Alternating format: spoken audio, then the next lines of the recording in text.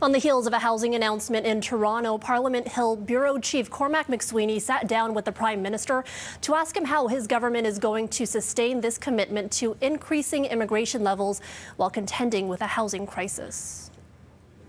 One is irregular asylum seekers, and on that we have to make sure we're working with international partners to make sure that the people who arrive here irregularly reduce in numbers.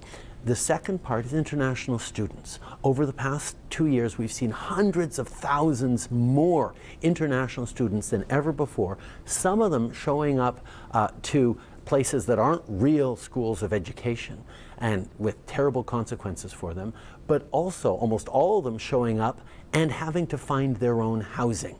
And that puts pressure on communities around everywhere. So what we've actually done is demanded that if the federal government is going to approve international students coming in, the educational institutions need to make sure they're doing their job to make sure there's housing available for those international students. And the third area is temporary workers, that we need to grow the economy. But if a company needs to bring in a temporary worker to do a job that Canadians can't or won't do, they have to be more responsible for finding housing. So I don't like the fact that people are setting immigration against housing, because that's not the full story, but there are specific problems that have cropped up in the past couple of years that we are directly leaning in to address.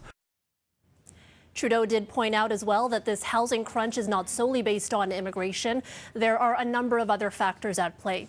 You can hear more from the Prime Minister on this topic and many others, including affordability, international relationships, and his future within the Liberal Party in the sit-down with Cormac and Omni's Levine Gill.